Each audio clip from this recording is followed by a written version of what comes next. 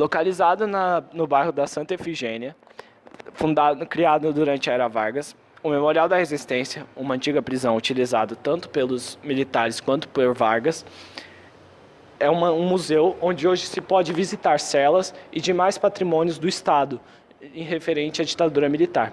Estamos aqui em um corredor onde os prisioneiros costumavam passar 1 hora por dia, uma vez por semana, para que eles pudessem tomar sol e ver a luz do dia, um pouquinho de liberdade.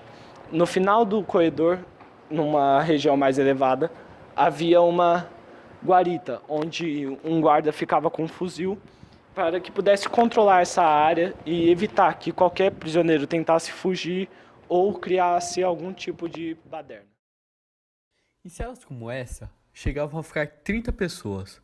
Dependendo do período, homens, mulheres, jovens, idosos, crianças, qualquer tipo de pessoa que os militares achassem necessário estar lá.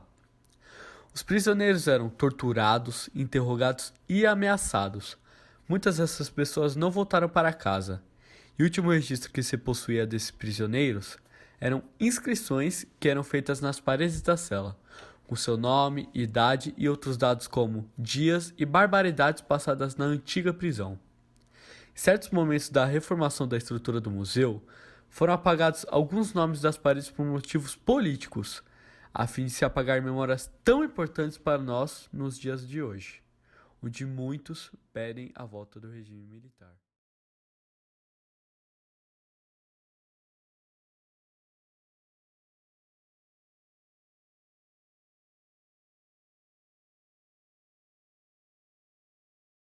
O que você acha de mais importante no memorial?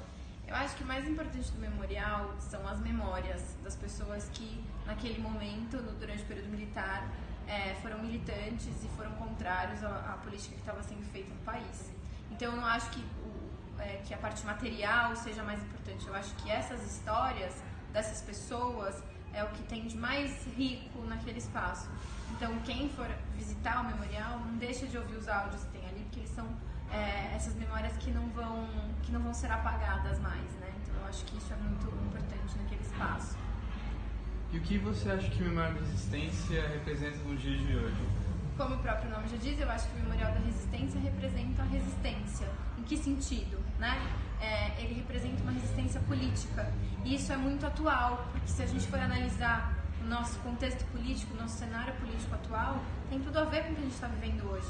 Né? Então, ele representa uma tensão e uma resistência, assim como todas as memórias são compostas por tensões. Né? Então, eu acho que é muito interessante observar que nesse espaço a gente não está falando de uma opinião única, a gente está falando de divergência, de conflito e de resistência. Então, eu acho que ele nos lembra de todas essas questões que são tão atuais.